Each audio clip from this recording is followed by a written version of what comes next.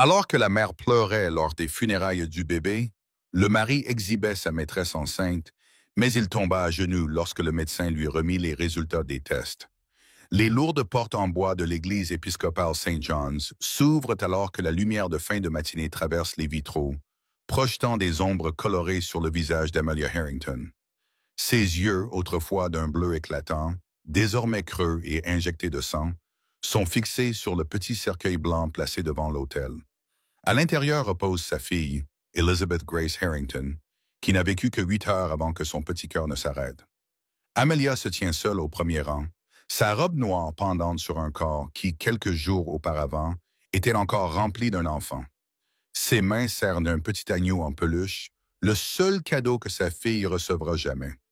L'organiste joue doucement, mais pour Amelia, chaque note résonne comme du verre brisé. Elle est encore sous le choc, murmure Helena Vanderbilt à son mari. La pauvre chérie n'a pas versé une larme depuis l'hôpital. L'élite de Savannah occupe les bancs derrière elle, des familles dont les lignées sont étroitement liées aux chaînes centenaires de la ville. Leur richesse et leur jugement pèsent aussi lourdement que l'humidité estivale de Géorgie.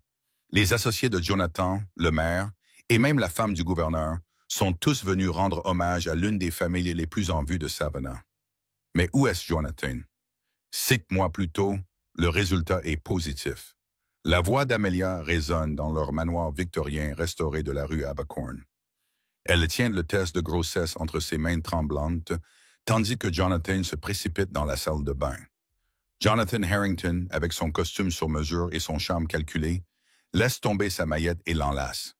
Pour une fois, le masque de l'homme d'affaires tombe, révélant une joie authentique. Après 3 ans, il murmure à son oreille « Notre miracle ». Le souvenir s'estompe lorsque le Dr. William Hayes, médecin de famille des Harrington depuis 2 générations, prend place à côté d'Amelia. Sa main ridée recouvre la sienne. « J'ai mis au monde des milliers de bébés en 40 ans, dit-il doucement. Parfois, les plans de Dieu ne correspondent pas aux nôtres. Mais Amelia n'écoute pas. Elle est perdue dans un autre souvenir. 4 mois plus tôt, elle suce son pouce. Amelia rit tandis qu'il regarde l'écran de l'échographe. Le technicien montre les doigts et les orteils parfaits, la colonne vertébrale solide. Le téléphone de Jonathan sonne. Il sort pour prendre l'appel. Lorsqu'il revient 15 minutes plus tard, l'échographie est terminée. Ses excuses semblent répétées.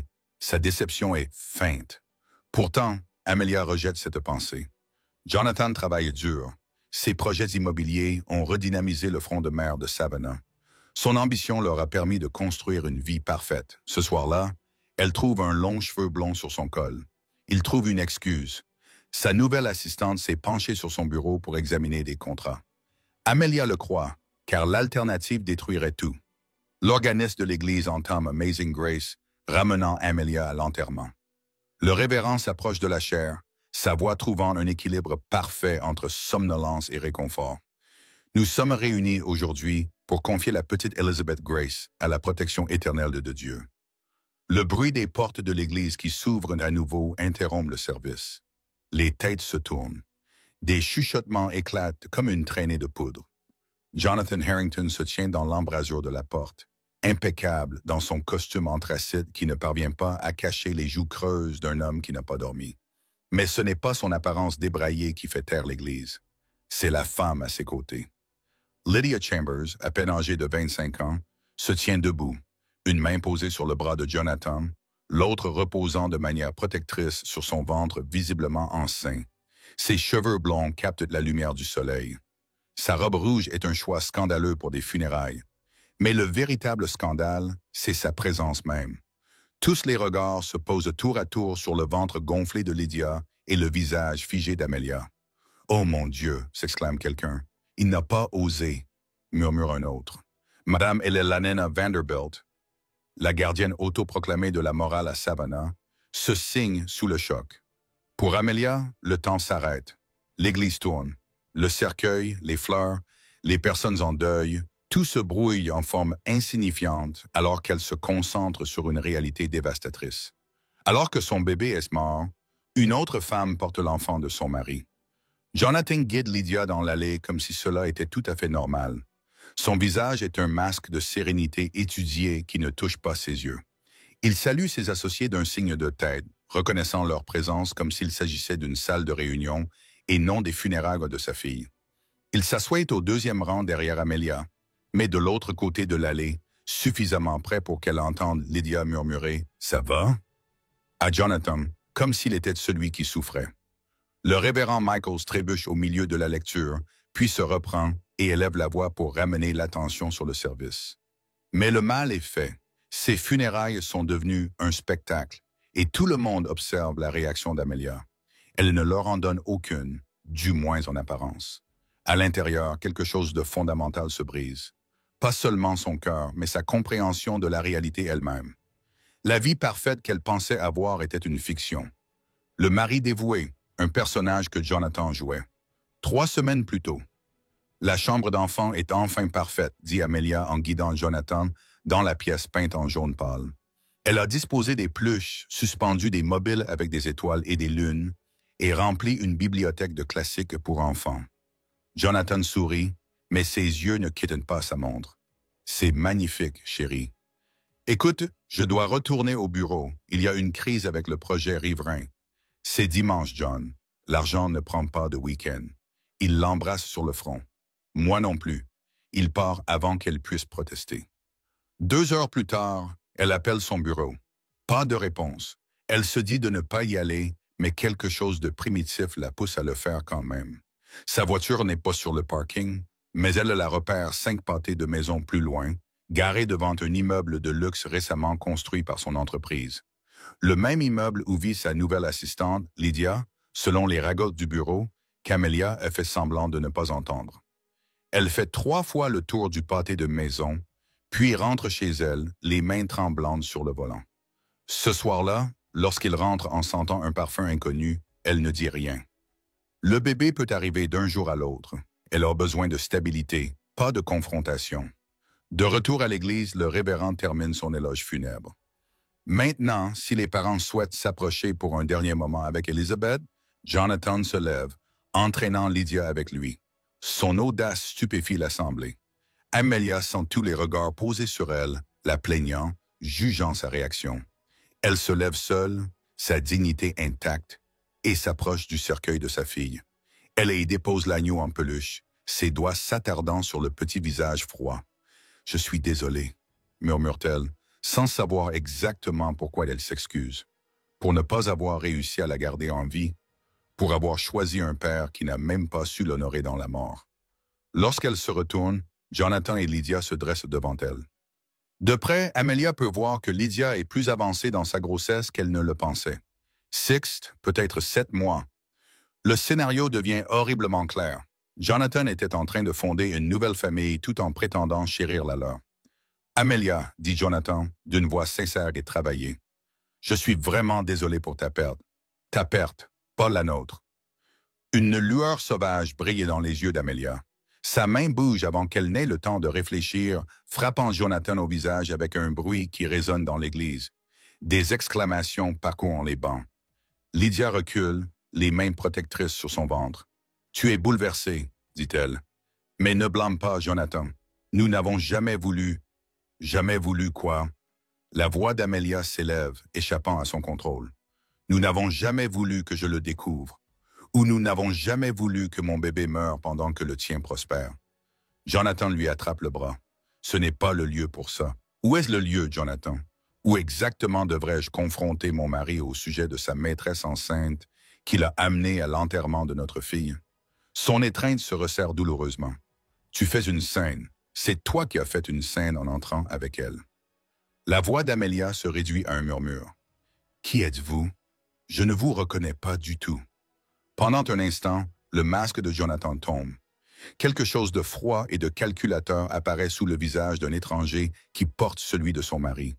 Puis cela disparaît, remplacé par une inquiétude feinte. « Vous êtes hystérique, dit-il assez fort pour que les autres l'entendent.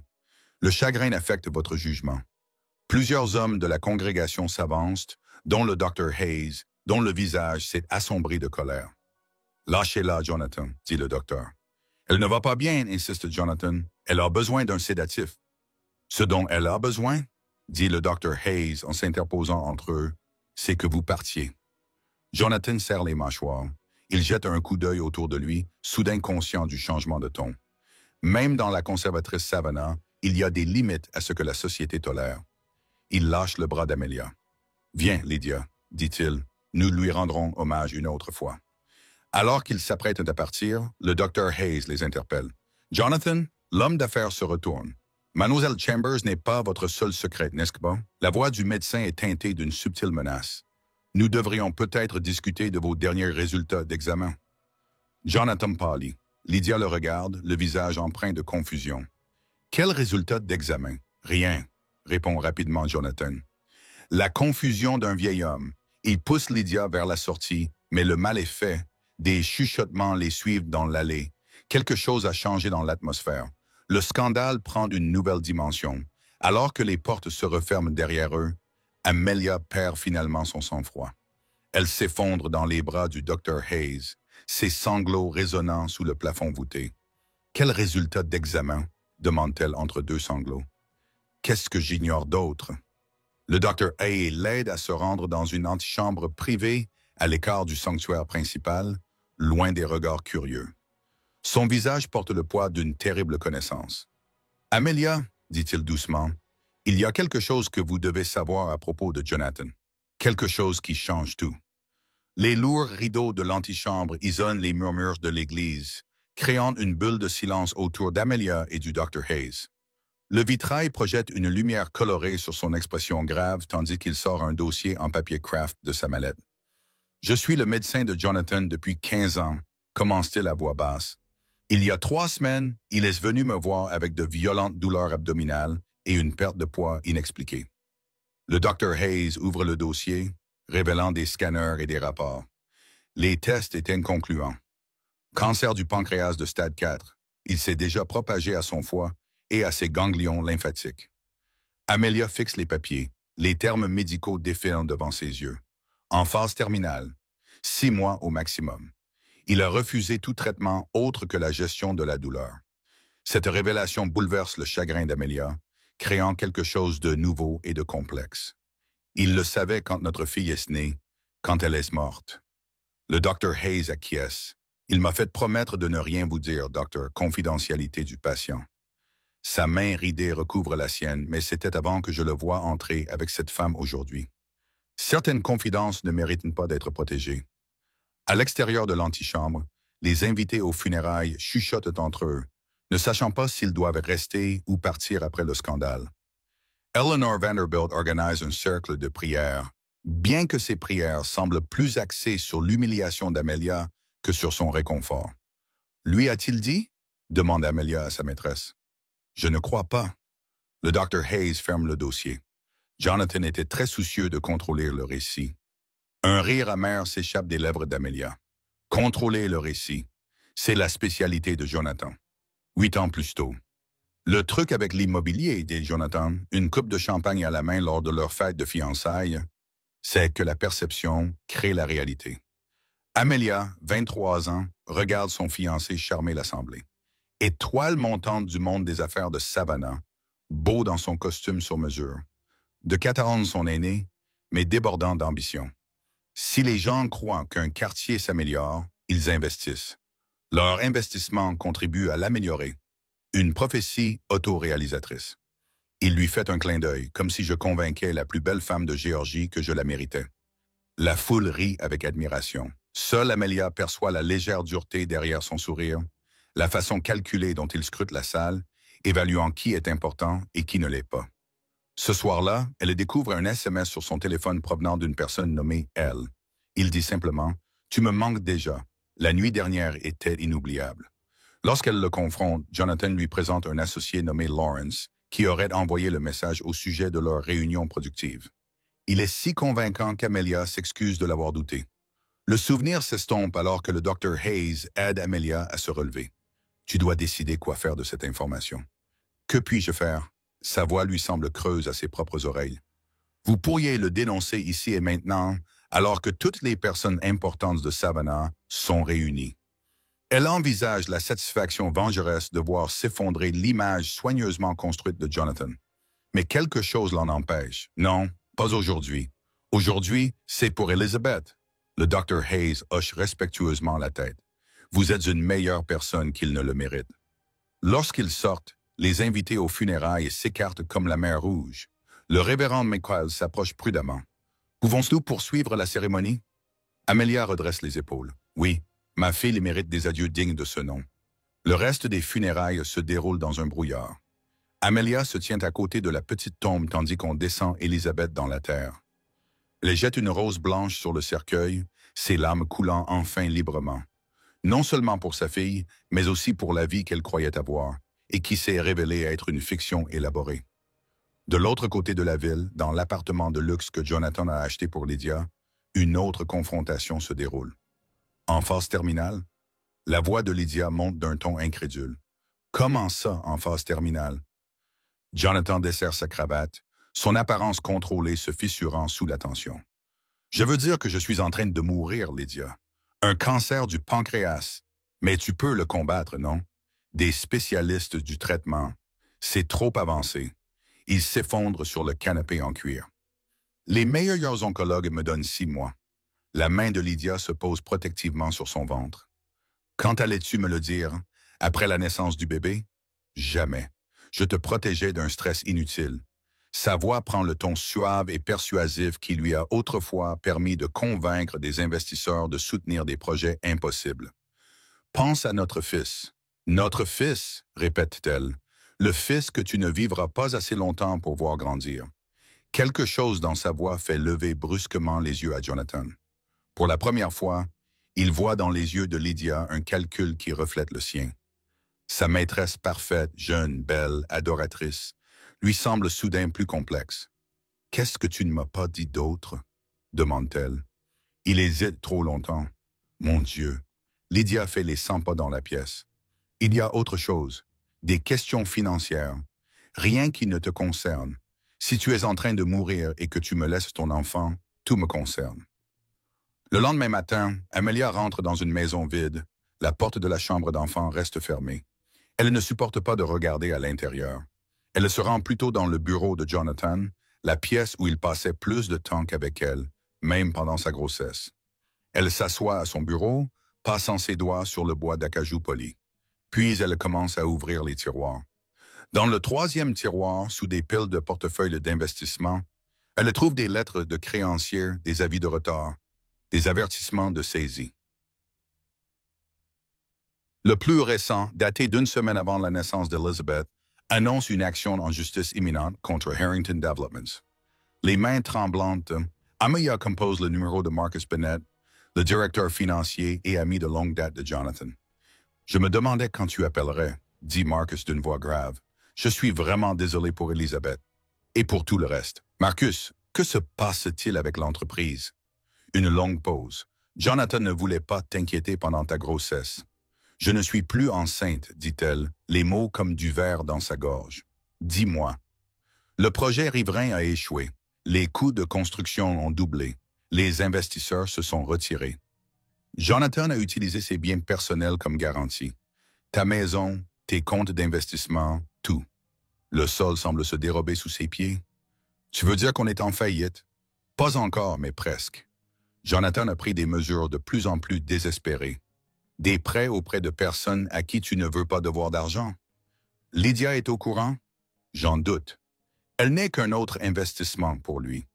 Un modèle plus jeune, un nouveau départ, une nouvelle famille, du Jonathan tout craché. Les mots la blessent profondément. Mais Amelia reconnaît leur vérité. Jonathan a toujours traité les relations comme des transactions, les gens comme des actifs ou des passifs. Au cours de la semaine suivante, la Savannah Society se divise en factions. Certaines se rallient à Amelia, principalement des femmes qui ont subi leur propre trahison derrière les portes closes de demeures historiques. D'autres défendent Jonathan, citant ses contributions commerciales à la ville et rejetant ses indiscrétions comme étant simplement le comportement normal des hommes. Elle et Lanana Vanderbilt leur rend visite, apportant des plats cuisinés et des jugements à parts égales. Bien sûr, nous prions tous pour vous, ma chère. Quelle situation difficile. Ses yeux brillent d'une curiosité à peine contenue. Y a-t-il une part de vérité dans les rumeurs concernant la santé de Jonathan? Amelia sert le thé dans de la porcelaine fine qui pourrait bientôt être saisie. Je ne peux pas commenter les affaires privées de mon mari. Quelle dignité, se réjouit Ellen, contrairement à certaines personnes que nous pourrions mentionner. Cette fille qui s'est exhibée lors des funérailles d'un enfant, elle n'a aucune éducation. Amelia se sent étrangement sur la défensive. Lydia est aussi victime des mensonges de Jonathan. Elle et la nana hausse les sourcils. Quelle perspective fascinante. La plupart des femmes ne seraient pas aussi compréhensives. Après son départ, Amelia jette la tasse de thé contre le mur. Pendant ce temps, Jonathan est confronté à sa mortalité dans le cadre stérile du cabinet du Dr. Hayes. La douleur va s'intensifier, explique le Dr. Hayes de manière clinique. Nous ajusterons votre traitement en conséquence. Jonathan regarde par la fenêtre. Qu'adviendra-t-il de mon héritage? Tout ce que j'ai construit dépend de ce que vous ferez du temps qu'il vous reste. J'ai construit 3 hôtels, revitalisé le front de mer, employé des centaines de personnes. Je ne parle pas des bâtiments, Jonathan. Je parle des gens, ceux que vous avez blessés. Le rire de Jonathan se transforme en un gémissement de douleur. Vous jouez au thérapeute maintenant, docteur. Vous jouez à l'humain. Vous devriez essayer avant qu'il ne soit trop tard. Ce soir-là, Jonathan se présente à la porte d'Amelia, plus maigre qu'il y a une semaine, les yeux enfoncés. Elle manque de le laisser entrer. « Vous avez 5 minutes, dit-elle. Il entre dans la maison qu'ils partageaient autrefois. Tu es allé au bureau, tu as vu les documents financiers. Que reste-t-il? Marcus a comblé des lacunes. Jonathan hoche la tête, un étrange soulagement se lisant sur son visage. Alors tu sais tout. Pas pourquoi. Pourquoi les mensonges? L'autre femme? Pourquoi l'avoir amenée à l'enterrement de notre fille? Il s'assoit lourdement sur le canapé. Je pensais pouvoir tout contrôler. Construire une vie parfaite. Quand le diagnostic est tombé, il fixe ses mains. J'ai paniqué, j'ai pris des décisions impulsives. Comme Lydia, c'était une erreur. Mais le bébé, non. Pour la première fois, une émotion sincère transparaît. Mon fils, je ne le verrai jamais grandir. Et tu penses que ça excuse tout? Rien n'excuse ce que j'ai fait. Sa voix se brise. Mais cet enfant est innocent. Mon dernier sang. Amelia se détourne. Que veux-tu de moi, Jonathan? Lydia ne peut pas l'élever seule. Elle est jeune, instable. Il ne reste plus d'argent pour subvenir à leurs besoins. La réalité s'impose avec une horrible clarté. Non, s'il te plaît, Amelia. Jonathan glisse du canapé et se met à genoux, une position qu'elle ne lui a jamais vu prendre. Quand je ne serai plus là, prends soin de mon fils. Donne-lui l'amour que je ne pourrai jamais lui donner. Tu veux que j'élève l'enfant de ta maîtresse? L'absurdité de la situation l'a fait presque rire, après tout ce que tu as fait. Pas pour moi. Son visage, autrefois beau et imposant, désormais émacié et désespéré, se crispe dans ce qui pourrait être un remords sincère pour un enfant innocent qui grandira sans père. Pour le bébé que nous avons perdu. Pour toi-même. Sors d'ici. La voix d'Amelia tremble de rage. Sortez avant que j'appelle la police. Alors qu'il titube vers la porte, ses jambes le soutenant à peine, Jonathan se retourne. Vous m'avez dit un jour que vous feriez tout pour votre famille. Vous avez détruit notre famille. Non, Amelia, je suis en train de mourir.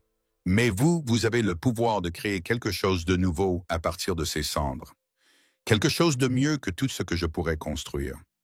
Il la laisse debout dans le hall vide, l'esprit tourmenté par un choix impossible. Punir Jonathan en rejetant son enfant, ou se montrer meilleur que lui en faisant preuve d'une miséricorde que ni lui ni Lydia ne méritent. 3 semaines après les funérailles, Amelia est assise en face de Franklin Woodrow, l'avocat de la famille, dans son bureau lambrissé donnant sur Forsyth Park. Le vieux ventilateur de plafond ne parvient pas à atténuer la chaleur oppressante du mois d'août, tandis qu'il étale des documents sur son bureau. « Je ne vais pas vous ménager, » dit Franklin en retirant ses lunettes. La situation financière de Jonathan est catastrophique. Le projet immobilier au bord du fleuve a été financé à l'aide de tous vos actifs. Votre maison, vos comptes de retraite, même les économies pour les études d'Elizabeth. Les doigts d'Amelia tringlent les lettres en relief de l'entête d'une lettre de saisie bancaire. Comment personne n'a-t-il rien vu venir? Jonathan était passé maître dans l'art de la projection. Il tenait des comptes séparés et maintenait brillamment les apparences. Franklin hésite. Il existe également des preuves de comptabilité créative, potentiellement constitutives d'une fraude criminelle.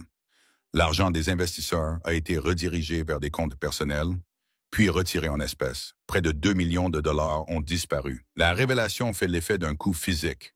Non seulement un tricheur et un menteur, mais aussi un voleur.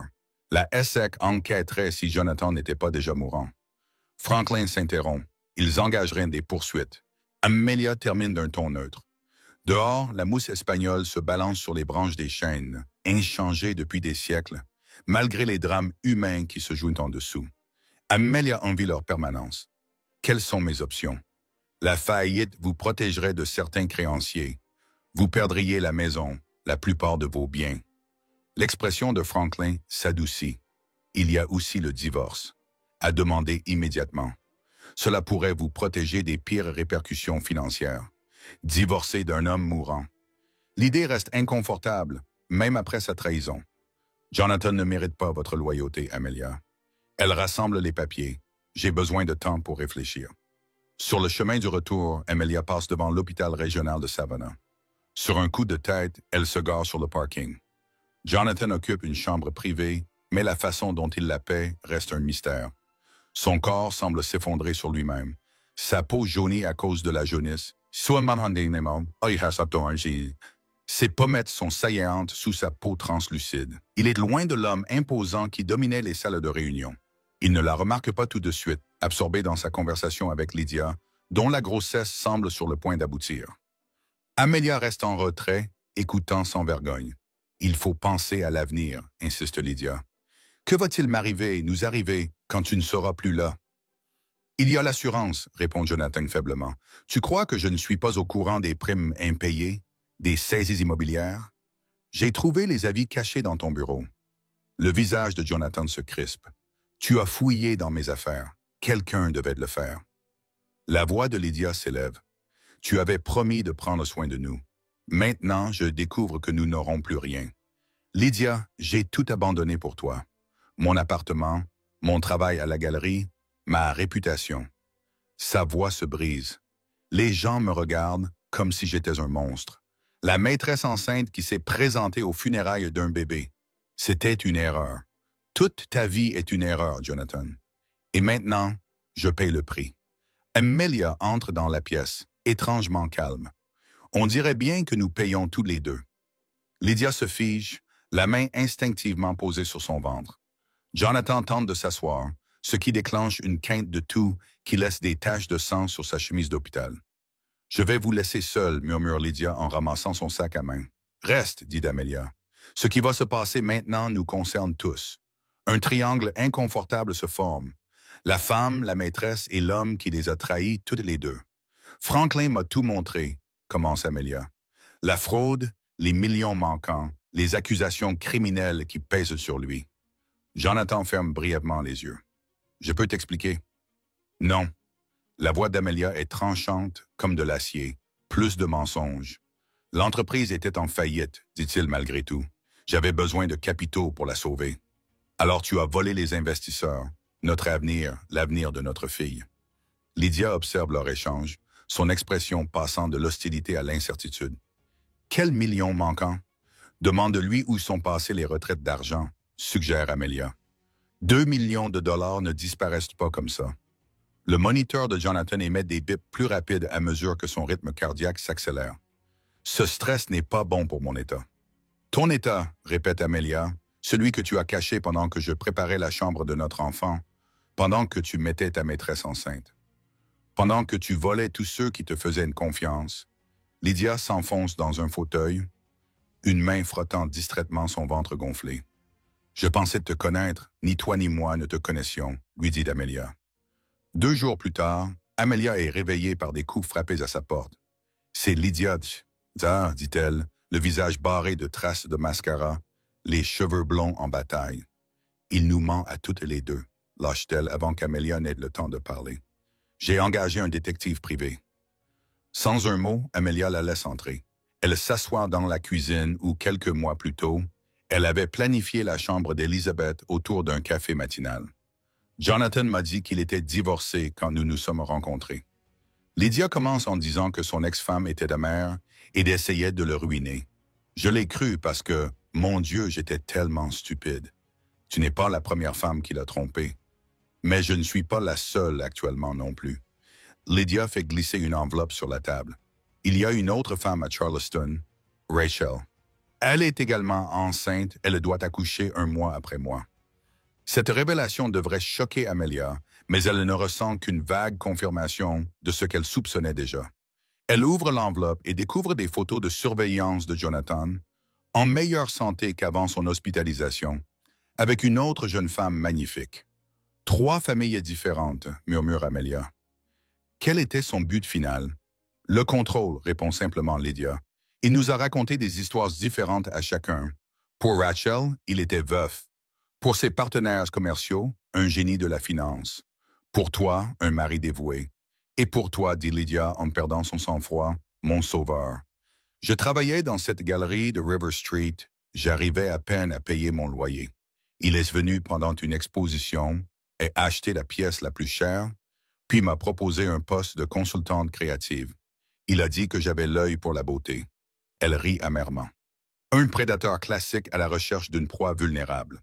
Pour la première fois, Amelia voit au-delà de la briseuse de ménage et découvre la jeune femme manipulée par un maître manipulateur. Quand as-tu appris mon existence? Et celle de notre bébé? Après que je sois tombée enceinte. Il a dit qu'il te quitterait après la naissance de ton enfant. Que c'était compliqué à cause des investissements familiaux liés à ton mariage. Les yeux de Lydia se remplissent de larmes. Je n'ai jamais souhaité de mal à ton bébé, Amelia. Quand Jonathan m'a dit qu'elle était morte, il a dit que nous devions présenter un front uni à l'enterrement, que la Savannah Society l'attendait. Et tu l'as cru? Je l'ai cru. La main de Lydia recouvre celle d'Amelia dans un geste surprenant. Nous l'avons toutes les deux cru. Une alliance inattendue se forme dans cette cuisine. 2 femmes liées par la trahison et le chagrin. Pas encore amies, mais plus ennemies. Ce soir-là, elles affrontent Jonathan ensemble. Sa chambre d'hôpital sent l'antiseptique et la décomposition. Le cancer progresse plus vite que ne l'avaient prévu les médecins. Son corps se consumant de l'intérieur. Quelle image, dit-il d'une voix rauque lorsqu'elles entrent ensemble. Mon passé et mon avenir dans un même cadre. Plutôt tes 2 victimes comparant leurs notes, répond Amelia. Nous savons pour Rachel, ajoute Lydia à Charleston.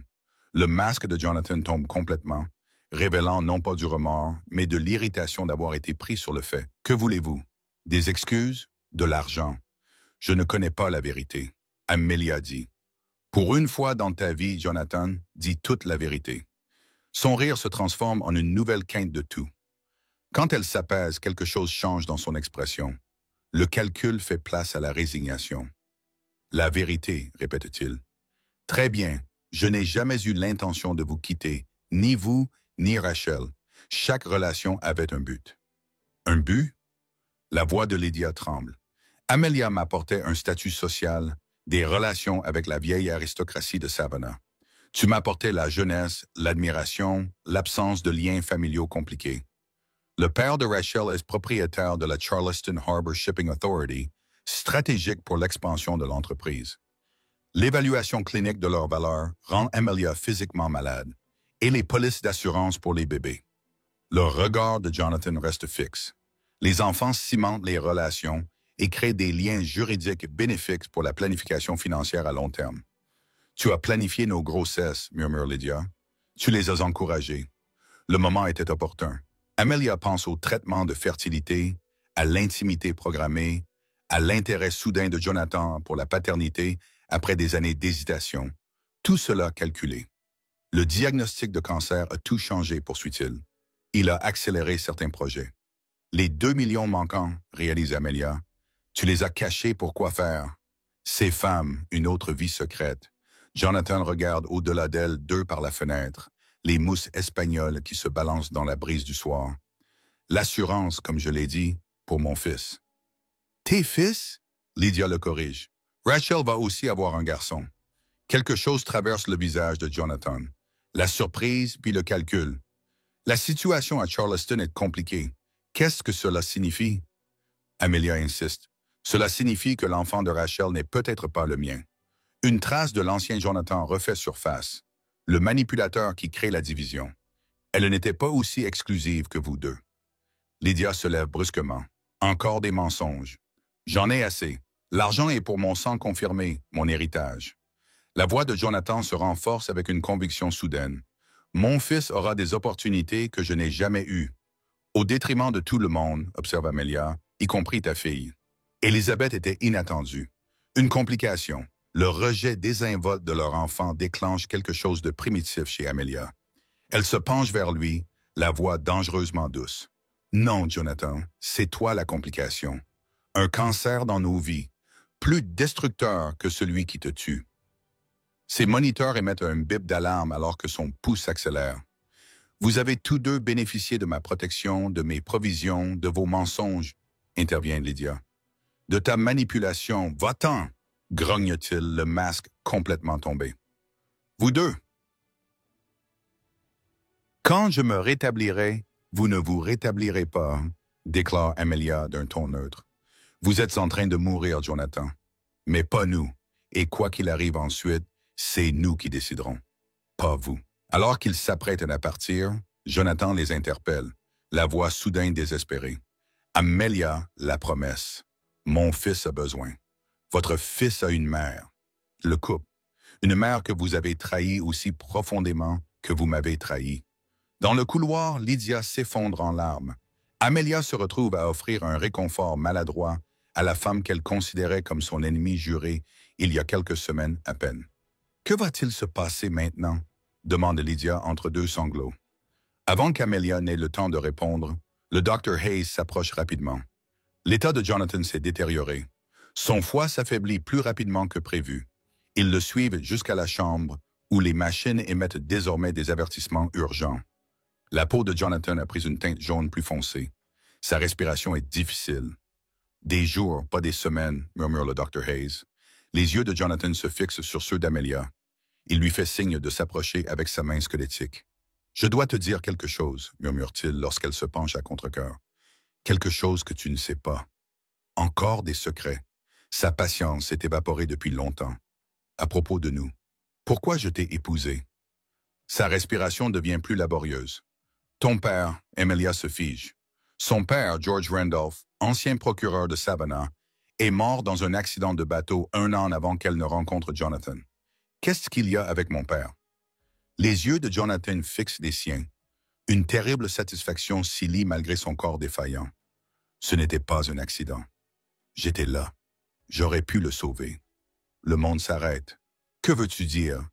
Il enquêtait sur moi. Les comptes offshore auraient tout ruiné. Chaque mot est prononcé avec difficulté. Je l'ai regardé se noyer, puis j'ai épousé sa fille. Une symétrie parfaite. La confession frappe comme un coup physique. Amelia titube en arrière, la pièce tourne autour d'elle. « Tu mens », murmure-t-elle. « Même maintenant, tu mens. » Mais là, l'expression de Jonathan révèle quelque chose qu'elle n'a jamais vu auparavant. Une vérité brutale et sans concession. « Demandez à Hayes, dit Jonathan d'une voix rauque. Il connaissait George. Il avait des soupçons, mais rien n'a jamais été prouvé. Le Dr Hayes reste figé dans l'embrasure de la porte, le visage blême. Amelia, mais elle court déjà dans le couloir de l'hôpital, passant devant des infirmières surprises, fuyant une vérité trop monstrueuse pour être comprise. Derrière elle, Lydia l'appelle. Mais Amelia ne peut s'arrêter, ne peut respirer, ne peut assimiler cette dernière révélation dévastatrice. Elle n'a pas seulement perdu un mari à cause d'une trahison et une fille à cause d'une tragédie. Elle a perdu son père, assassiné, puis a épousé son meurtrier. Le fils géorgien frappe sans pitié tandis qu'Amelia se tient sous le porche de la maison familiale, qui sera bientôt son ancienne maison. Une notification de saisie hypothécaire défigure l'élégante façade, orange criard sur la brique historique. À l'intérieur, des inconnus répertorient ses biens en vue de la vente immobilière à venir, Madame Harrington. Un conseiller financier désigné par le tribunal s'approche, un bloc-notes à la main. Nous avons besoin de votre signature sur ces formulaires de liquidation. Elle signe machinalement, l'esprit encore sous le choc de la confession de Jonathan 3 jours plus tôt. Elle n'est pas retournée à l'hôpital depuis qu'elle s'est enfuie de cette chambre stérile où son monde s'est à nouveau effondré. Son téléphone vibre, signalant un nouvel appel du Dr Hayes. Elle l'ignore comme elle l'a fait pour les 17 précédents. Nous pouvons mettre de côté vos effets personnels, propose gentiment le conseiller. Les photos de famille, les objets de famille. Laissez tout cela, l'interrompt Amelia. Tout, le meurtre de son père. La séduction calculée qui a suivi, les années passées à vivre avec son meurtrier, à l'aimer, à essayer d'avoir un enfant avec lui, la symétrie grotesque de tout cela la rend physiquement malade. Alors que le conseiller s'en va, la Cadillac de la Lenina Vanderbilt s'engage dans l'allée. Amelia se prépare à une nouvelle avalanche de sympathie feinte, masquant une curiosité vorace. « Chérie, les rumeurs !» s'exclame Eleanor, sans prendre la peine de faire des politesses. La banque saisit tout. Les irrégularités de Jonathan, murmure-t-elle, comme si ce dernier mot était obscène. « Tout est vrai », confirme Amelia d'un ton neutre. L'expression de Lenina oscille entre l'horreur et la joie d'être la première à confirmer les ragots. L'auxiliaire de la dame discutait justement de la manière dont nous pourrions aider. Peut-être un pote à la société historique. Quelque chose d'approprié. La condescendance allume une étincelle de colère dans la poitrine engourdie d'Amelia. Approprié pour la femme d'un fraudeur en faillite, tu veux dire. Eh bien, nous devons être réalistes quant à ta nouvelle situation. Et Lenina renifle.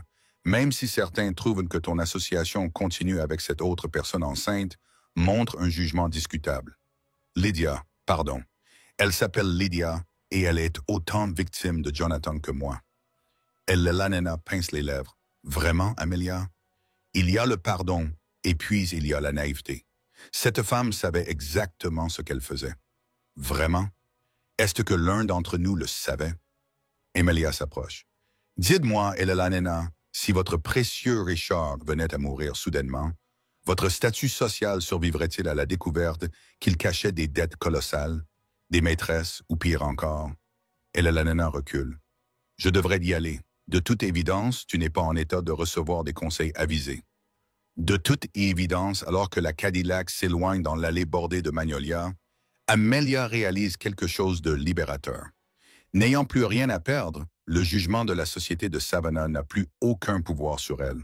De l'autre côté de la ville, Lydia fait les 100 pas dans son appartement luxueux, enceinte de 9 mois et menacée d'expulsion. Le gestionnaire de l'immeuble lui a remis un avis hier. La société de Jonathan est propriétaire du complexe et celui-ci est saisi par les créanciers. Son téléphone sonne, un numéro inconnu de Charleston, probablement Rachel, l'autre maîtresse, qui a appelé plusieurs fois depuis leur rencontre embarrassante. Lydia laisse le répondeur prendre le message. La trahison est encore trop douloureuse pour qu'elle puisse faire preuve de solidarité. Une douleur aiguë lui transperce l'abdomen, plus forte que les contractions de Braxton Hicks qu'elle a déjà ressenties. Elle s'agrippe au comptoir et respire profondément. Une fois la douleur passée, elle prend une décision. Elle attrape ses clés de voiture et se rend chez la seule personne susceptible de comprendre sa peur. Amelia ouvre sa porte et trouve Lydia recroquevillée de douleur, le visage déformé. « Housse !» halète Lydia. « S'il te plaît, quelque chose ne va pas. » Malgré tout, Amelia n'hésite pas. Elle aide Lydia à monter dans sa voiture et conduit tandis que la jeune femme gémit sous l'effet des contractions de plus en plus fortes. « C'est trop tôt, halète Lydia. 6 semaines, je ne suis pas prête. » Le stress peut déclencher le travail, dit Amelia, les souvenirs de son propre accouchement prématuré refaisant surface avec une acuité tranchante. À l'hôpital régional de Savannah, elles sont conduites en urgence à la maternité. Amelia a l'intention de laisser Lydia avec le personnel médical, mais la jeune femme lui serre la main avec une force surprenante. « Ne pars pas, supplie-t-elle, je n'ai personne d'autre. » Le médecin confirme ce qu'elle redoutait, un accouchement prématuré, probablement induit par le stress. Nous allons essayer de l'arrêter, mais ce bébé a peut-être décidé que c'était le moment. Amelia se retrouve à tenir la main de Lydia pendant les contractions, l'aidant à respirer.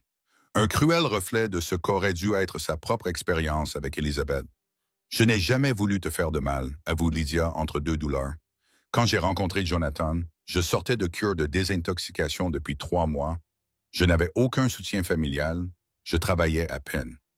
Il m'apparaissait comme un sauveur. » Une autre contraction survient et Lydia serre les doigts d'Amelia. « Tu ne me dois aucune explication, dit Amelia quand la contraction passe. Si, parce que j'ai besoin de ton aide. » Les yeux de Lydia se remplissent de larmes. « Je ne peux pas y arriver seule. Je ne peux pas être mère. Pas sans argent, sans maison, sans soutien. » Avant qu'Amelia puisse répondre, le Dr. Hayes entre dans la pièce. Il s'arrête net devant la scène qui se déroule devant lui. Amelia réconfortant la maîtresse de son mari. « Amelia, dit-il doucement, nous devons parler de ce que Jonathan a dit. Pas maintenant. Elle fait un signe de tête en direction de Lydia, en proie à une nouvelle contraction. Cela ne peut pas attendre. Jonathan s'éteint rapidement, il lui reste quelques heures tout au plus. Amelia ne ressent rien à cette nouvelle, son chagrin déjà épuisé, ses émotions cautérisées. Si ce qu'il a dit à propos de votre père est vrai, poursuit le Dr. Hayes, il y a des implications juridiques. Le délai de prescription. Est-ce vrai? Amelia l'interrompt. A-t-il tué mon père? Le silence du Dr. Hayes est une réponse suffisante. Vous vous en doutiez. Toutes ces années, j'ai eu des doutes sur l'accident. L'angle du traumatisme crânien de George ne correspondait pas à la version officielle. Il s'approche. Lorsque Jonathan vous a poursuivi si agressivement par la suite, je me suis interrogé sur ses motivations. Pourtant, vous n'avez rien dit. Amelia répond d'un ton neutre. Je n'avais aucune preuve, juste les soupçons d'un vieux médecin. Son visage buriné se plisse de regret. J'aurais dû faire plus d'efforts, mieux vous protéger. Personne ne pouvait me protéger de ce que je ne voulais pas voir. Amelia se retourne vers Lydia alors qu'une autre contraction atteint son paroxysme.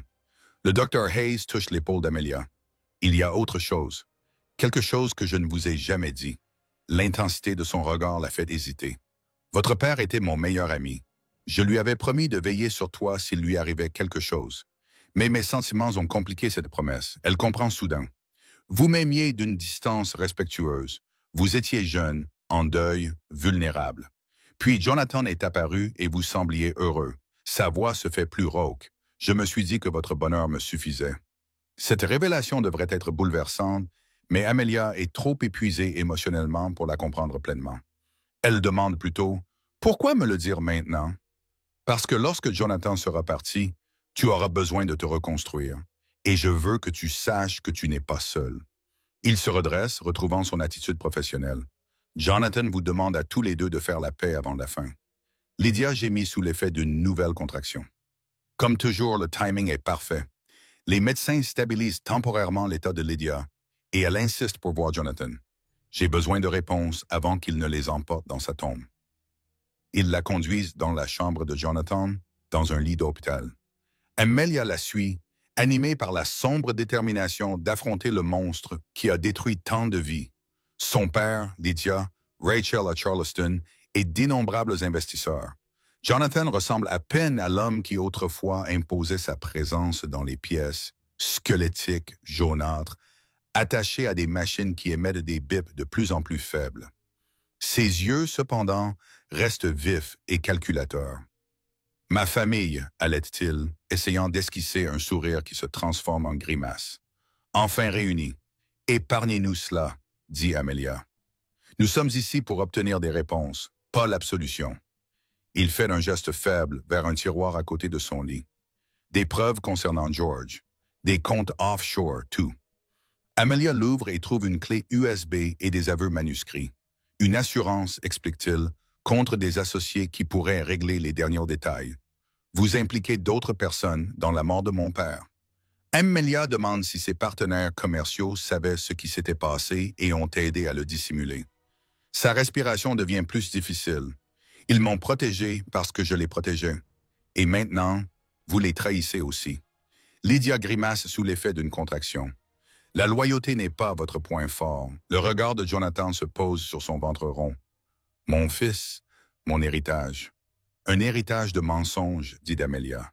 C'est ce que tu laisses derrière toi.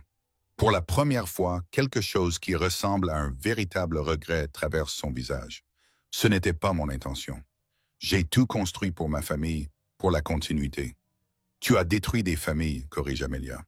La mienne, celle de Lydia, celle des investisseurs qui te faisaient une confiance. J'ai commencé sans rien. Ils rétorquent chaque semaine. Le placement en famille d'accueil, la pauvreté. J'ai juré que mes enfants auraient une plus.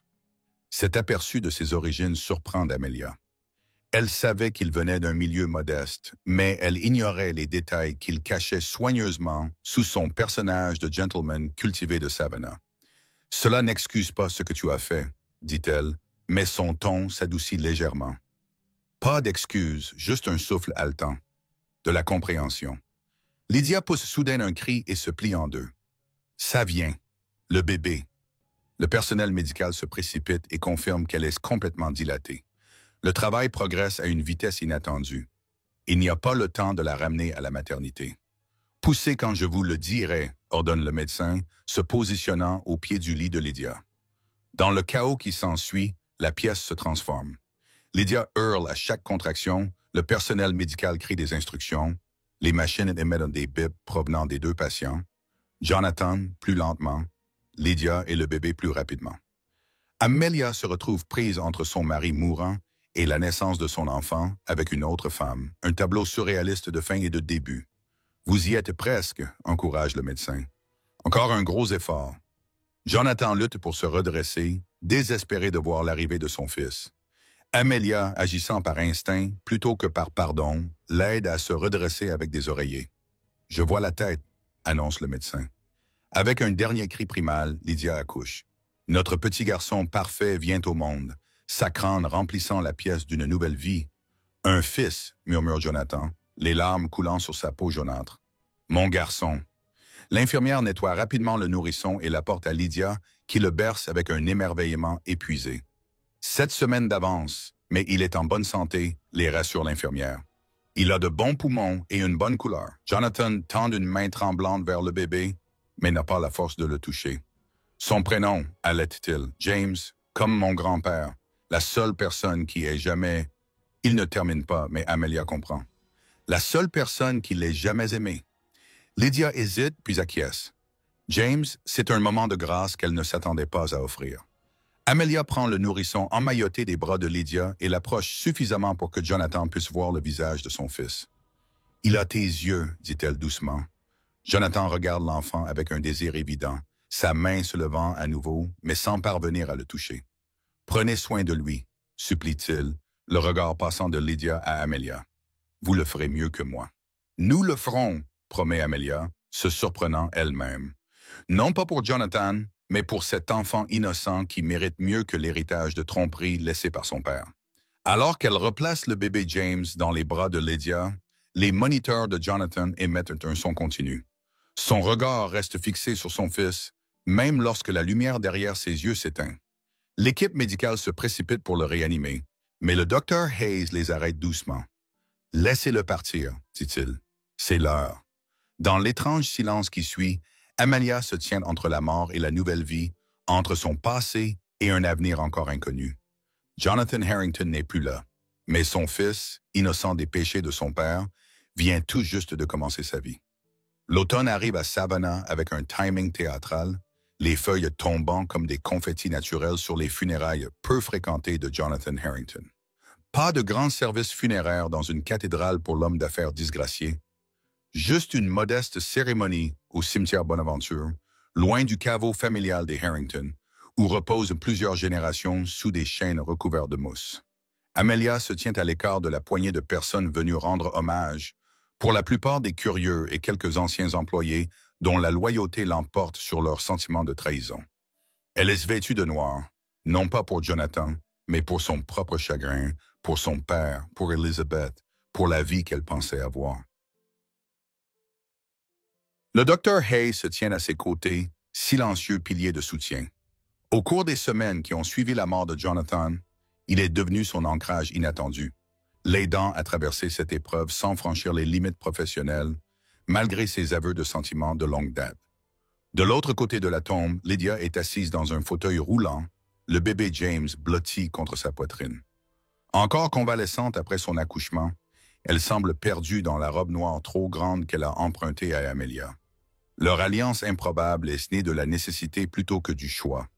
Le pasteur prononce des platitudes génériques sur un homme qu'il n'a jamais connu, en prenant soin d'éviter de mentionner ses réalisations spécifiques, désormais entachées par le scandale. Jonathan Harrington est retourné vers son créateur, seul capable de juger de la plénitude de sa vie. Amelia croise le regard de Lydia au-dessus du cercueil. Un moment de compréhension passe entre elles. Toutes deux connaissent la véritable valeur de l'homme qu'elles enterrent. Alors que la terre recouvre le cercueil, Rachel Simmons arrive, enceinte de 6 mois et visiblement mal à l'aise. La maîtresse de Charleston salue Amelia et Lydia d'un signe de tête raide, complétant ainsi le triangle bizarre des femmes de Jonathan. « Ai-je manqué quelque chose d'important ?» demande Rachel, son accent de Boston contrastant avec le doux accent de Savannah. Juste la version édulcorée de la vie de Jonathan, répond Amelia. Typique, Rachel ricane. Même dans la mort, il est réécrit. Après le service, les trois femmes se réunissent dans ce qui était autrefois la maison d'Amelia, désormais dépouillée de la plupart de ses meubles par les créanciers. Elles s'assoient dans la cuisine, la seule pièce où il reste des chaises. Franklin Woodrow, l'avocat de la famille, se prépare à lire le testament. « Je dois vous avertir, commence Franklin, mal à l'aise. Jonathan a apporté des modifications importantes juste avant sa mort. « Laissez-moi deviner, intervient Rachel. Il a tout laissé à son dernier rejeton. » « Rachel, proteste Lydia en jetant un coup d'œil au nourrisson qui dort dans ses bras. Quoi, nous le pensons tous, le grand projet de Jonathan. Mettre plusieurs femmes enceintes, assurer son héritage, manipuler depuis l'au-delà. Amelia verse du café dans des tasses dépareillées. La porcelaine fine a disparu depuis longtemps. Quel que soit son plan, cela n'a plus d'importance maintenant. Il ne reste rien à hériter, sauf des dettes. Franklin s'éclaircit la gorge. Ce n'est pas tout à fait exact. Les trois femmes lèvent brusquement les yeux. Les 2 millions de dollars manquants ont été retrouvés, poursuit Franklin. Des comptes offshore au Caïman ont été transférés à une fiducie. De plus, il y a une police d'assurance vie que Jonathan a continué à payer malgré son défaut de paiement sur tout le reste. Combien? Demande Rachel. La police rapporte 5 millions. La fiducie contient environ 1,8 million après les récents retraits. Lydia allait. Tout ce temps, il avait de l'argent, des actifs cachés. Franklin confirme. Protégé des créanciers et de l'enquête de la CC, qui en bénéficie? Demande Amelia, devinant déjà la réponse. Franklin ajuste ses lunettes. Jonathan a créé une fiducie irrévocable au profit de son fils, James Harrington. L'assurance vie désigne également l'enfant comme seul bénéficiaire. Rachel pose violemment sa tasse sur la table. Et mon bébé? C'est aussi celui de Jonathan. Je crains que le testament ne mentionne spécifiquement James par son nom. De plus, Franklin hésite. Quoi? Demande Amelia. Le testament inclut les résultats d'un test ADN confirmant la paternité de James, tout en remettant spécifiquement en question la paternité de l'enfant à naître de Rachel. Le visage de Rachel se déforme de rage. Ce salaud de menteur. Il m'a demandé de faire un test de paternité, mais j'ai refusé. Je pensais que c'était une autre tactique pour me contrôler. C'était peut-être, suggère Amelia, sa dernière manipulation. Le testament vous désigne, Amelia, comme administratrice de l'héritage de James. Franklin poursuit. Vous contrôleriez les fonds jusqu'à ce qu'il atteigne l'âge de 25 ans. Moi, Amelia le regarde avec incrédulité. Pas Lydia. La mère reçoit une modeste allocation mensuelle pour subvenir aux besoins de l'enfant, mais toutes les décisions financières importantes doivent être approuvées par l'administratrice. Lydia pâlit. Il ne me faisait pas confiance pour gérer l'argent de mon propre fils. Il semble qu'il ait anticipé ce scénario précis. Franklin explique que son dernier amendement, rédigé la veille de sa mort, stipule que si Amelia refuse la tutelle, les fonds reviendront à un fiduciaire qu'il a choisi, Cayman Trust Limited, avec des restrictions strictes en matière de distribution. Les implications de cette décision pèsent sur la pièce. Le dernier coup de Jonathan, forçant Amelia à rester liée à sa vie et à son héritage à travers son fils. « J'ai besoin d'air, dit Amelia en sortant sur la véranda arrière où les buissons d'Aelia se fanent sous le temps frais. Le Dr. Hayes la suit. « Vous ne devez rien à Jonathan, dit-il doucement. Pas après ce qu'il a fait à votre père. À vous. Il ne s'agit pas de Jonathan. Amelia observe un colibri voleter près des fleurs mourantes. Il s'agit de cet enfant innocent. L'enfant à sa mère, une toxicomane en voie de guérison, sans domicile, sans emploi, sans réseau de soutien. Le Dr. Hayes soupire. Tu as toujours eu le complexe du sauveur, Amelia. Même quand tu étais petite, ton père s'en inquiétait. Vraiment? La mention de tes pères lui cause une nouvelle douleur. Parle-moi de lui. Ce que j'étais trop jeune pour voir. George était l'homme le plus intègre que j'ai jamais connu. Il a refusé des pots de vin qui auraient pu le rendre riche. Il a poursuivi des hommes puissants que les autres procureurs n'osaient pas toucher. La voix de Hayes s'adoucit au souvenir. C'est pourquoi le réseau de corruption de Jonathan le craignait, pourquoi ils l'ont réduit au silence, et pourquoi Jonathan m'a prise pour cible par la suite. La vengeance parfaite, séduire la fille de l'homme qui a failli le faire tomber. Tu ne pouvais pas le savoir, j'aurais dû. Les doigts d'Amelia se crispent sur la balustrade du porche. Il y avait des signes, des incohérences dans ses récits. Le moment opportun où il s'est intéressé à moi après la mort de papa. J'ai tout ignoré parce que je me sentais seul, parce qu'il était charmant, parce qu'il comblait le vide. À l'intérieur, Lydia élève la voix pour se disputer avec Rachel. Le petit James se met à pleurer. Cet enfant est le sang de Jonathan. Amelia dit, mais c'est aussi un innocent. Si je le rejette à cause de son père, cela ne me rend-il pas aussi calculatrice que Jonathan? Avant que Hayes n'ait le temps de répondre, la porte arrière s'ouvre brusquement. Rachel sort en trombe, le visage rouge de colère. « Votre petite alliance est touchante, » dit-elle à Amelia avec mépris. « Mais cette femme se sert de vous. Elle savait pour l'état de santé de Jonathan avant vous. Elle savait aussi pour ses problèmes financiers.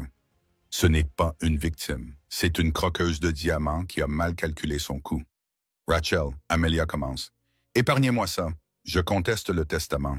Mon bébé mérite sa part. » Elle pose ses deux mains sur son ventre. « Mes avocats te contacteront. » Après le départ de Rachel, Amelia revient et trouve Lydia berçant James, les larmes coulant sur son visage. « Est-ce vrai? » demande Amelia. « Tu savais que Jonathan avait un cancer avant moi? » Lydia ne lève pas les yeux. « J'ai trouvé ces médicaments il y a 3 mois. J'ai cherché sur Google à quoi ils servaient. Quand je l'ai confronté, il m'a juré qu'il s'en occupait, que ce n'était pas aussi grave qu'il y paraissait. Et tu l'as cru. Je voulais le croire. » Lydia lève enfin les yeux vers elle. J'avais déjà tout abandonné pour lui. Mon appartement, mon travail, ma réputation. Si j'avais admis qu'il était en train de mourir, qu'est-ce que cela aurait fait de moi? Juste une autre femme jetable dans sa collection. Cette honnêteté brutale désarme la colère d'Amelia. Que vas-tu faire maintenant? Je ne sais pas. La voix de Lydia se brise. La pension mensuelle prévue dans le testament couvre à peine le loyer, sans parler de tout ce dont un bébé a besoin. Je n'ai pas de famille, pas d'autre formation que celle de l'école d'art, pas de références qui ne renvoient pas à Jonathan. Les fiducies pourraient financer tes études universitaires, ta propre entreprise, mais c'est toi qui la contrôles. Le regard de Lydia se durcit. Jonathan s'est assuré que je dépende de ta bonne volonté pour l'avenir de mon fils. Sa dernière tactique de contrôle. La vérité plane entre elles, Jonathan orchestrant leur coopération forcée depuis l'au-delà. Cette nuit-là, après que Lydia et le bébé se sont installés dans la chambre d'enfant intacte d'Elizabeth, la seule pièce encore entièrement meublée, Amelia s'assoit dans son salon dépouillé avec le Dr. Hayes et Franklin. « Si j'accepte la tutelle, demande-t-elle, quelles seraient exactement mes responsabilités? » Franklin décrit les obligations légales. Gérer les investissements, approuver les distributions, agir dans l'intérêt supérieur de l'enfant. Vous auriez un contrôle important sur l'éducation de James, explique-t-il. L'éducation, les soins de santé, le logement, toutes les décisions importantes nécessitent l'approbation du fiduciaire pour le financement. Je serai donc lié à Lydia et à cet enfant pendant des décennies, conclut Amelia. Vous pourriez plutôt nommer un fiduciaire corporatif. Lui rappelle Hayes. Vous vous en tireriez sans encombre. Le fiduciaire corporatif suivrait les directives écrites de Jonathan. Franklin rétorque qu'elles sont restrictives, ce qui signifie un soutien limité pour Lydia, un accès contrôlé au fonds, essentiellement conçu pour garantir que son fils soit élevé selon les valeurs de Jonathan, malgré l'absence de ce dernier. Ces valeurs, répète Amelia avec amertume, la tromperie, la manipulation, l'utilisation des gens. Il ferme sa maillette. Vous avez 30 jours pour vous décider après son départ. Hayes s'attarde, l'inquiétude se lit sur son visage. À quoi pensez-vous? Je pense au cycle, dit Amelia, à la façon dont ils se perpétuent, à moins que quelqu'un ne les brise délibérément. Ce n'est pas votre responsabilité, n'est-ce pas? J'ai maintenant le choix. Je peux m'en aller, laisser les plans de Jonathan se dérouler sans moi. Ou je peux intervenir. Peut-être donner à cet enfant une chance d'avoir une vie meilleure. Hayes lui prend la main. Son geste est doux mais hésitant. George serait fier de ton cœur, mais il te mettrait aussi en garde contre le fait de porter des fardeaux qui ne te reviennent pas. Pour la première fois depuis la mort d'Elizabeth, Amelia se permet de s'appuyer légèrement contre quelqu'un d'autre, juste un instant. Quand un fardeau devient-il un but? La question reste sans réponse lorsque Hayes finit par partir. Amelia monte les escaliers jusqu'à la nurserie où Lydia dort d'un sommeil agité à côté du berceau où repose James. La chambre, autrefois préparée avec tant d'espoir pour Elizabeth, abrite désormais l'enfant d'une autre femme. L'ironie de la situation n'échappe pas à Amelia alors qu'elle s'approche du nourrisson endormi. Le petit visage de James, détendu dans son sommeil, montre des traits de Jonathan dans la forme de son nez, de son front. Mais il y a aussi autre chose. Quelque chose d'intact, plein de possibilités. Amelia se penche et caresse doucement sa joue du doigt. Le bébé s'agite, ses petits doigts agrippant son pouce avec une force surprenante. Il connaît ta famille. La voix de Lydia, encore endormie, surprend Amelia. Les bébés sentent ces choses. Je ne suis pas sa famille. Tu es ce qui s'en rapproche le plus. Lydia s'assoit, sa vulnérabilité remplaçant sa défensive antérieure. Je ne peux pas y arriver seule, Amelia. Pas seulement financièrement. Je ne sais pas comment être mère. La mienne n'était pas un modèle. Et tu penses que je sais mieux faire. Mon bébé est mort, mais tu le voulais. Tu t'étais préparé à l'accueillir, tu l'aimais. La voix de Lydia se brise. Je n'avais jamais prévu d'avoir James. Je n'avais jamais pensé au-delà du fantasme que Jonathan m'avait vendu. Maintenant, il est là et il mérite mieux qu'une mère qui ne sait pas ce qu'elle fait. Que veux-tu dire? Lydia regarde son fils endormi, puis Amelia, avec une résolution douloureuse. Prends-le. Quoi? Adopte-le. Élève-le. Tu as l'avantage juridique avec la fiducie. Tu as le haut du pavé moral. Tu as tout ce que je n'ai pas. La stabilité, la respectabilité, l'instinct maternel. Amelia recule. Tu ne peux pas être sérieuse. Je n'ai pensé à rien d'autre depuis la mort de Jonathan. Des larmes coulent sur le visage de Lydia. J'aime James, mais l'amour ne suffit pas. Il a besoin d'une vraie chance, d'une vraie famille, pas d'une mère célibataire en difficulté, avec un passé de toxicomanie et sans perspective d'avenir. C'est le chagrin qui parle. Les hormones postpartum, c'est la première chose altruiste que j'ai jamais faite. Lydia essuie ses larmes avec détermination. Je ne l'abandonne pas. Je lui donne sa meilleure chance avec toi. L'énormité de la proposition réduit Amelia au silence. Dehors, le vent agite la mousse espagnole, faisant danser les ombres sur les murs de la chambre d'enfant. James continue de dormir, inconscient du fait que ces femmes décident de son destin.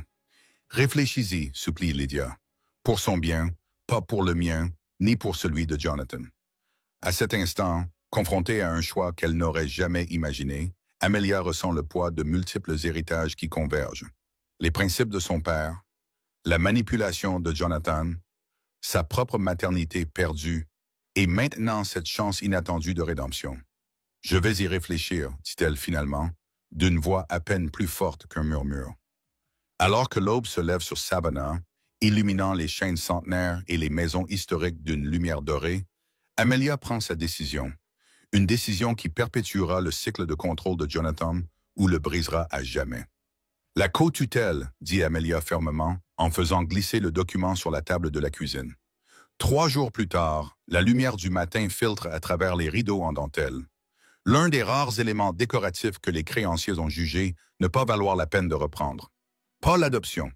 Nous l'élèverons ensemble. Lydia fixe les documents juridiques que Franklin a préparés pendant la nuit. Je ne comprends pas. C'est simple. J'accepte la tutelle de l'héritage de James. Tu restes sa mère, mais nous partageons la garde légale et la prise de décision. Aucun de nous ne fait cela seul. Le bébé James dort dans un berceau d'occasion à proximité, inconscient des femmes qui redessinent son avenir. Pourquoi? Demande Lydia, la voix fragile, entre espoir et suspicion. Après tout ce que Jonathan a fait, tout ce dont j'ai été complice, pourquoi ferais-tu cela? Le regard d'Amelia se pose sur la fenêtre où se dressent les chaînes des voisins, comme ils le font depuis des siècles. Parce que les cycles ne se poursuivent que si nous les laissons faire. Jonathan a orchestré tout cela pour garder le contrôle, même depuis sa tombe. C'est ma façon de refuser sa dernière manipulation. Et si j'échoue, si je rechute, si je me montre indigne de ta confiance, alors nous nous adapterons. Le ton d'Amelia s'adoucit. Mais nous partons du principe que ce ne sera pas le cas, que vous êtes plus que la maîtresse de Jonathan, une toxicomane ou toute autre étiquette qui vous réduit à cela. Des larmes coulent sur les joues de Lydia tandis qu'elle signe les papiers d'une main tremblante. Je ne m'attendais pas à de la gentillesse. Pas de votre part. Ce n'est pas seulement de la gentillesse, c'est une stratégie. Le sourire d'Amelia prend une nouvelle dimension. Ensemble, nous sommes plus forts face à tout ce que Jonathan a mis en place. Face aux défis juridiques de Rachel, face à la société de Savannah, face à nos propres démons. L'accord de Coach Tell choque tout le monde. Franklin Woodrow le qualifie d'inédit. Le Dr Hayes craint que cela ne complique les choses et Eleanor Vanderbilt le qualifie de suicide social absolu. Mais Amelia, qui a perdu tout ce qui la définissait autrefois, découvre une étrange libération en ignorant les attentes. 2 semaines plus tard, ils emménagent dans un modeste bungalow artisanal dans un quartier en plein essor, à l'extérieur du quartier historique de Savannah.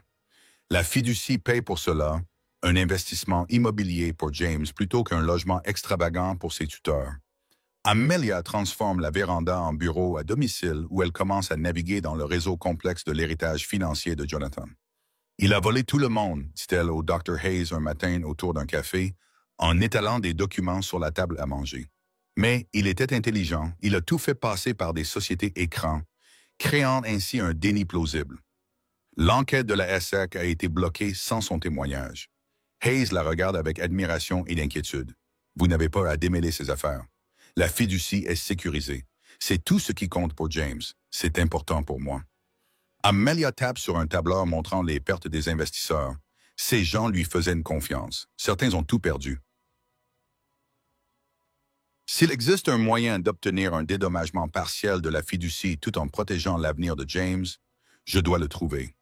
Cela devient sa mission. Transformer les gains mal acquis de Jonathan en quelque chose qui ressemble à la justice. Elle contacte Franklin pour créer un fonds de règlement, passe des heures à éplucher des documents financiers et consulte des conseillers en investissement éthique pour restructurer les avoirs de la fiducie. Tu n'es pas responsable des péchés de Jonathan, lui rappelle régulièrement Hayes. Non, mais je suis responsable de la façon dont son héritage affecte les autres à l'avenir, répond-elle toujours. Pendant ce temps, Lydia se débat avec sa nouvelle maternité. N'ayant jamais imaginé devenir mère, elle oscille entre une protection farouche et un doute paralysant. Certaines nuits, Amelia la trouve en larmes à côté du berceau de James. « Et si je le gâchais ?» murmure Lydia un soir particulièrement difficile. « Et si la manipulation de Jonathan, ma dépendance, tout cela était inscrit dans son ADN ?» Amelia s'assoit à côté d'elle sur le sol de la chambre d'enfant. « Alors nous ferons attention. Nous lui enseignerons d'autres valeurs, d'autres choix. Est-ce suffisant? Il le faut. » Amelia prend le bébé endormi des bras tremblants de Lydia. « Va te reposer. Je m'occupe de lui cette nuit. » Ces moments où elle se relaie pour affronter les nuits blanches, les étapes importantes du développement, les visites chez le pédiatre, forgent progressivement un lien que ni l'une ni l'autre n'avait prévu. Pas exactement une amitié, mais quelque chose qui s'apparente à une famille, compliquée, parfois tendue, mais finalement unie par le bien-être de James. Le Dr Hayes devient une présence régulière dans leur foyer atypique. Ses sentiments pour Amelia restent largement inexprimés, mais se manifestent par un soutien pratique. Il apporte des provisions pendant une tempête de neige, répare les marches du porche, donne des conseils médicaux pour les otites de James. Il suit le rythme d'Amelia, respectueux de son deuil et de son rétablissement émotionnel. « Tu n'as pas à tout porter seul, » lui dit-il un soir, alors qu'ils sont assis sur la balancelle du porche, regardant les lucioles émerger dans le jardin qu'Amelia a minutieusement restauré. « Je ne suis plus seule, » répond-elle en montrant la maison où Lydia donne le bain à James. C'est là toute l'ironie. La tentative de Jonathan de nous contrôler a créé un lien qu'il n'avait jamais voulu. Lorsque Rachel perd son procès contre le testament, les tests ADN confirment que son enfant n'est finalement pas celui de Jonathan. Amelia fait preuve d'une compassion inattendue. Elle n'était qu'une autre femme qu'il a utilisée, explique-t-elle à Hayes. Le fait qu'il ne soit pas le père de son enfant ne change rien au fait qu'elle croyait qu'il l'était, qu'elle a construit son avenir autour de ses promesses. La société de Savannah se montre moins indulgente. Le cercle d'Eleanor Vanderbilt considère l'arrangement d'Amelia avec Lydia comme scandaleux. Des murmures les suivent à l'épicerie. Les bancs de l'église se vident autour d'elles le dimanche. On les appelle les femmes Harrington, parfois avec pitié, souvent avec jugement. Amelia se rend compte qu'elle s'en soucie de moins en moins chaque jour. Leur approbation était importante dans mon ancienne vie, dit-elle à Lydia. Une vie fondée sur les apparences et les fausses suppositions fait toujours mal, observe Lydia, en regardant une autre mère emmener précipitamment ses enfants au parc. Oui, admet Amelia, mais cela fait moins mal que de vivre dans le mensonge. 6 mois après le début de leur arrangement, le premier test important arrive. Une offre d'emploi pour Lydia, un poste dans une galerie à Atlanta, qui triple le modeste salaire qu'elle gagne au centre d'art local de Savannah. Je devrais accepter, dit-elle à Amelia. L'indépendance financière, l'évolution de carrière, tout ce dont j'ai besoin pour mieux subvenir aux besoins de James. Mais cela signifie partir. Les yeux de Lydia se remplissent de larmes. Briser ce que nous avons construit ici. Emmener James à Atlanta ou le laisser avec toi et le voir le week-end. Aucune de ces deux options ne me semble bonne. Amelia se surprend elle-même par sa réponse immédiate. Alors, je viendrai aussi. Quoi? Nous déménagerons à Atlanta. La fiducie peut acheter une maison là-bas aussi facilement qu'ici. Je peux gérer les investissements de n'importe où. Mais ta vie est ici. Hayes est ici. Amelia réfléchit à cela. Mon ancienne vie était ici, mais cette vie a pris fin quand Elizabeth est morte. Quand les mensonges de Jonathan ont été dévoilés, il est peut-être temps de construire quelque chose de complètement nouveau. Quand elle aborde le sujet avec Hayes, elle s'attend à ce qu'il soit déçu ou qu'il tente de la dissuader. Au lieu de cela, il répond avec sa prévenance habituelle. Atlanta dispose d'excellents centres médicaux. Ils sont toujours à la recherche de médecins expérimentés. Tu veux dire que j'envisagerais de déménager si c'est quelque chose qui te plairait? L'offre provisoire reste en suspens entre eux. Il ne s'agit pas seulement de géographie, mais aussi de possibilités qu'aucun des deux n'a pleinement reconnues. Je le ferai, dit finalement Amelia. Je serai ravi. Je veux dire, alors que James approche de son premier anniversaire, une autre étape importante se profile. L'anniversaire de la mort d'Elizabeth. Amelia se replie sur elle-même à l'approche de cette date, passant des heures dans le petit jardin commémoratif qu'elle a planté de myosotis et de statues d'anges. Lydia la trouve là la veille de l'anniversaire, les étoiles visibles à travers les branches nues de l'hiver. Demain va être difficile, dit simplement Lydia en enroulant une couverture autour des épaules d'Amelia. Plus difficile que je ne le pensais. Le souffle d'Amelia forme des nuages dans l'air froid. Je pensais qu'avoir James ne la remplacerait pas, mais comblerait en quelque sorte le vide. Ça ne marche pas comme ça, n'est-ce que pas? Non. Les vides coexistent, différentes formes d'absence. Lydia s'assoit à côté d'elle sur le banc de pierre. Que puis-je faire? Rien. Tout. Amelia secoue la tête. Continue simplement. Continue à construire cette étrange vie que nous avons bricolée ensemble. Le lendemain matin, Amelia se réveille et trouve Hayes et Lydia dans la cuisine, James babillant joyeusement dans sa chaise haute.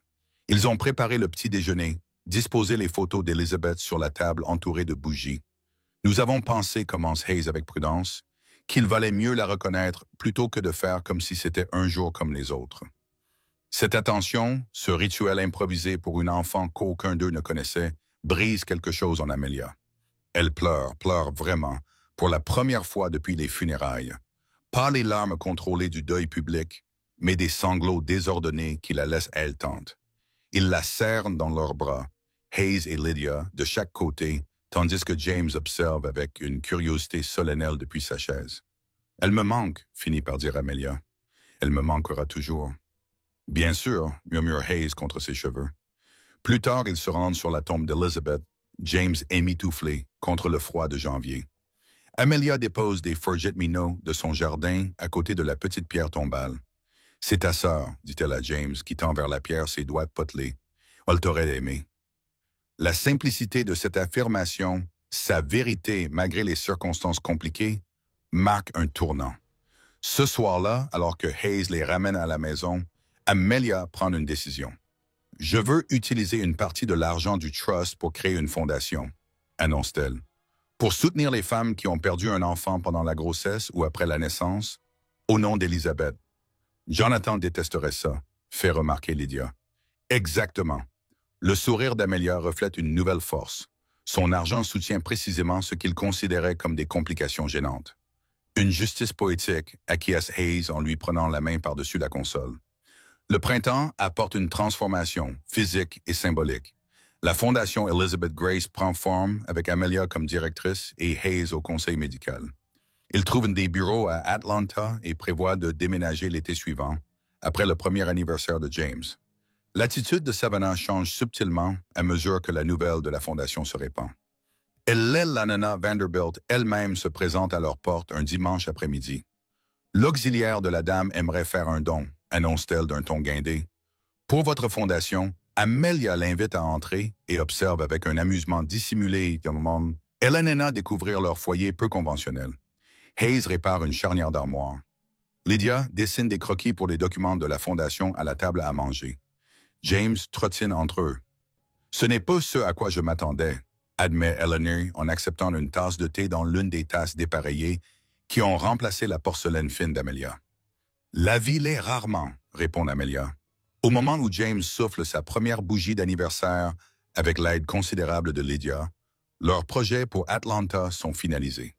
La nouvelle maison, une maison victorienne rénovée à Inman Park, les attend. Hayes a obtenu un poste à l'hôpital universitaire Emory.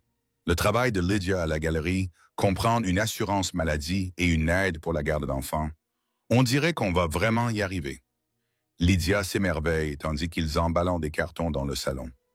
Il y a un an, je pensais que ma vie était finie. Elle l'était. Amelia la corrige gentiment. Cette vie est terminée. Nous sommes en train de construire quelque chose de nouveau. La veille de leur déménagement, une dernière visiteuse arrive, Rachel Simmons, tenant dans ses bras sa fille de 4 mois. « J'ai appris que vous partiez, dit-elle maladroitement, lorsque Amelia ouvre la porte. Je ne sais pas ce que je voulais. » Amelia l'invite à entrer et appelle Lydia. « Elle s'appelle Clara Hara, dit Rachel en ajustant le bébé dans ses bras. Elle n'est évidemment pas celle de Jonathan, mais elle est tout de même liée à toute cette histoire. » Les 3 femmes s'assoient dans le salon à moitié emballées, leurs enfants tous touchés par les manipulations de Jonathan, mais innocents de ses péchés, créant une étrange symétrie. « J'ai été en colère pendant si longtemps, avoue Rachel. Contre Jonathan, contre vous deux, contre moi-même pour m'être laissé berner. Mais en voyant ce que vous avez construit ici, dit-elle en désignant la pièce du doigt, vous avez transformé sa manipulation en quelque chose de positif. Je veux ça aussi. » Après le départ de Rachel, qui envisage de leur rendre visite à Atlanta, Amelia se retrouve à nouveau attirée par le jardin commémoratif. Hayes la rejoint, sa présence réconfortante sans être envahissante. « Vous avez fait beaucoup de chemin, observe-t-il doucement. Nous tous. » Elle s'appuie contre son épaule, s'autorisant à montrer sa vulnérabilité. « Je n'aurais jamais imaginé un tel dénouement quand Jonathan est mort. Cette famille recomposée, cet objectif. Ton père serait fier. » Hayes hésite. « Je sais que je le suis. » La sincérité dans sa voix touche quelque chose qui guérissait lentement en elle. Sur un coup de tête, elle se retourne et l'embrasse là, sous les étoiles qui ont été témoins de ses jours les plus sombres et qui illuminent désormais son chemin inattendu vers l'avenir. Le lendemain matin, alors qu'il charge les dernières boîtes dans le camion de déménagement, la Cadillac d'Elena Vanderbilt s'arrête une fois de plus. Elle en sort avec un petit paquet. « Un cadeau d'adieu », explique-t-elle en le tendant à Amelia, provenant des archives de la Société historique.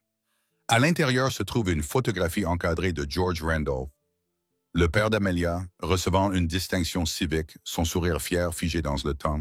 « Votre père était un homme bon, » dit Eleanor avec une sincérité inhabituelle. « Cette ville l'a laissé tomber. Elle vous a laissé tomber aussi. Cette reconnaissance si longtemps attendue fait monter les larmes aux yeux d'Amelia. »« Merci. Vous reviendrez nous voir ?» demande Eleanor en jetant un coup d'œil à James qui observe la scène dans les bras de Lydia. « Nous reviendrons, promet Amelia. Savannah fera toujours partie de notre histoire. » Alors qu'ils s'éloignent, les clochers et les chaînes recouverts de mousse de Savannah disparaissant dans le rétroviseur, Amelia ne ressent pas la conclusion qu'elle recherchait autrefois, mais quelque chose de plus précieux. La continuité. Les tragédies qui l'ont façonnée ne sont pas terminées ni effacées, mais plutôt intégrées dans un récit plus large qui se poursuit encore. Sur le siège passager, Hayes lui prend la main. Derrière eux, Lydia chante doucement pour James, qui babille en prononçant des syllabes incomplètes.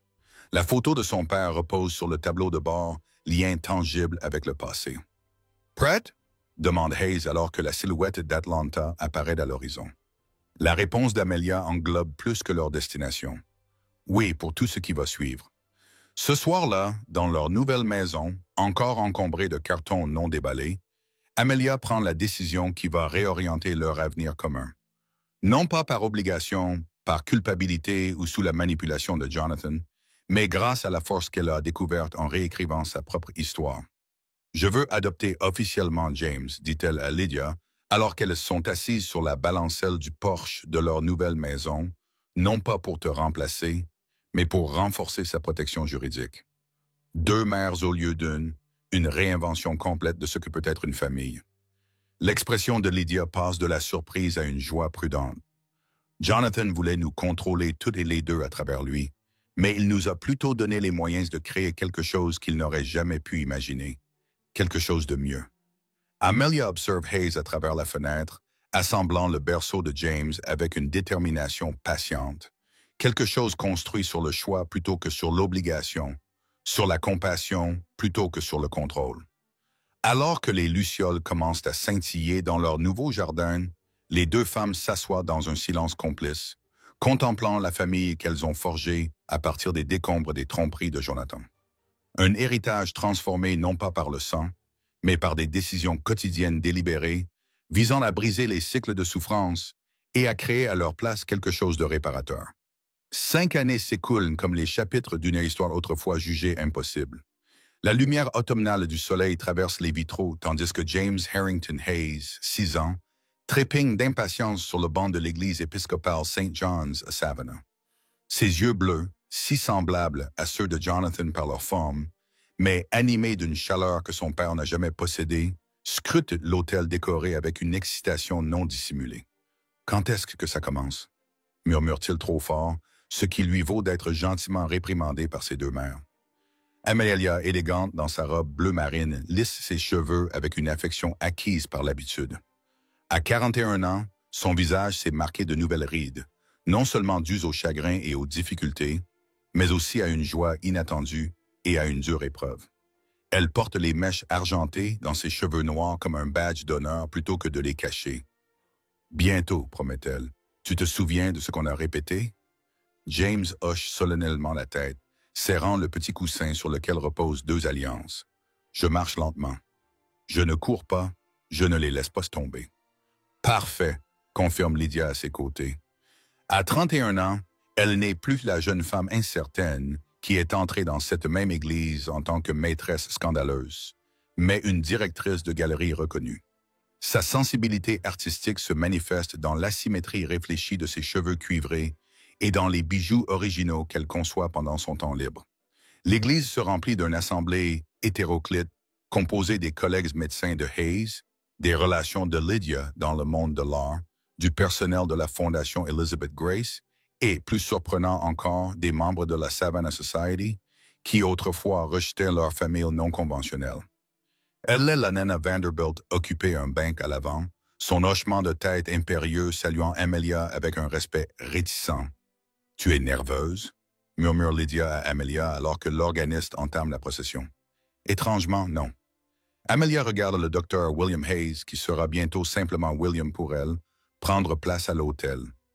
À 68 ans, ses cheveux argentés distingués et son visage buriné reflètent un homme qui a trouvé l'amour tardivement, mais qui l'embrasse avec la sagesse de l'expérience. Cela ressemble davantage à la confirmation de ce qui existe déjà qu'à la création de quelque chose de nouveau. La cérémonie se déroule avec une élégante simplicité. James remplit ses fonctions de porteur d'alliance avec un sérieux comique.